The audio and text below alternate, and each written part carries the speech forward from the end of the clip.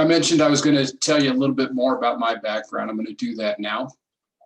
I grew up on a farm in northeast Nebraska. It was 480 acres of unirrigated land. About half of it was pasture. So for those of you who know anything about farming, that is barely enough farm to support a family on.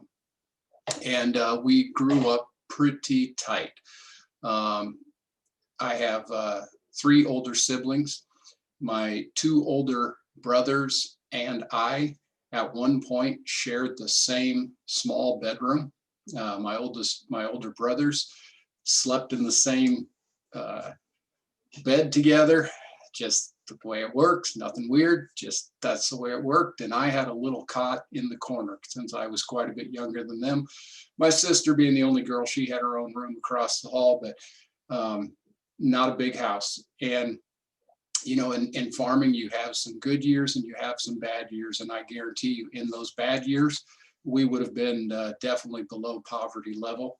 I remember some Christmases that were pretty slim on the gifts. As I've mentioned previously, my dad had only an 8th grade education, smart guy, but only an 8th grade education. My mom had a high school diploma and she got a teaching certificate. Back in the time where you didn't need a college degree to be a teacher, you simply had to get a teacher's certificate. So, you know, I don't know, kind of the equivalent of maybe a little bit of a technical school degree, you might call it in today's terms. So I am first generation college educated.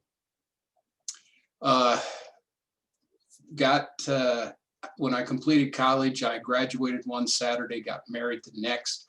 My wife still had 1 year of college remaining. I got a job out of school, although it was a tough economy. So the job I got was, it was pretty disappointing. I was a loan officer for a credit union. I enjoyed the work, but the pay was poor. And my wife was still in college, so we still had those expenses. We did not have any support from our parents. Not that they were unwilling, but that's just the way we grew up. You know, once you get married and you get a job, you're on your own. So we were poor. We lived very, very tightly. Ate a lot of hot dogs and pot pies. We lived in an apartment that was not much, literally had a drug dealer in the apartment above us. I could walk to my place of work and I could see my apartment complex from the office. One day I saw all these cop cars going back to our apartment, so I ran home to see what was up.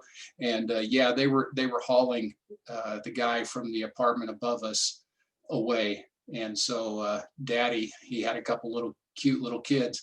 But Daddy was gone after that. We never saw him again. You know, for entertainment, this is half joke, but it's half true.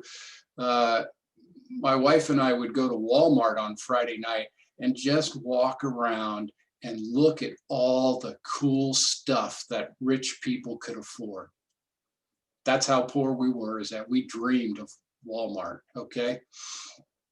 But then my career took off after that. After the first year, I got my first, what I consider my first real job with a corporation. And, you know, I worked my ass off and I kicked butt and I climbed the corporate ladder to where I was making good money at one point, good money.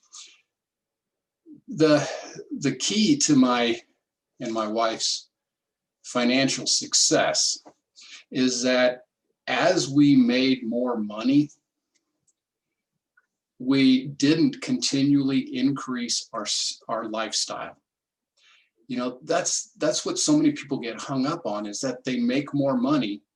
So then they go out and buy a nicer house in a nicer neighborhood, and they start driving nicer cars, and they start hanging out with people who spend more money, who go out and eat at expensive restaurants all the time, and who belong to the country club.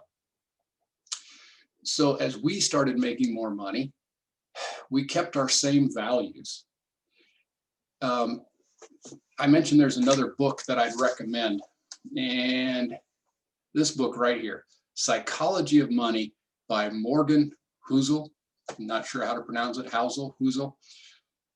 Excellent book. Sounds like a heavy title. It's not that heavy. It's just a tremendous book. So if this class is turning you on at all, please read this or put it on your summer reading list. I guarantee you will take a lot away from this book. And it's also very modern. I think it was written in 2019, so it's very current. And there's a line in here that I want to share. It says, the hardest financial skill is getting the goalpost to stop moving. So what that's saying is people keep raising their expectations, raising their standards of what they're targeting. And then the last line of that paragraph says, happiness is just results minus expectations. Results minus expectations. If you're going through life and you're achieving results, you're making money. But as you make more money, if this is your expectations and you make more money, if your expectations keep rising, then you're always falling short of your expectations. That's what it's saying.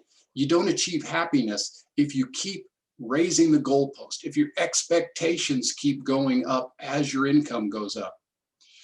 But if you can reach the point where you say, okay, this is enough.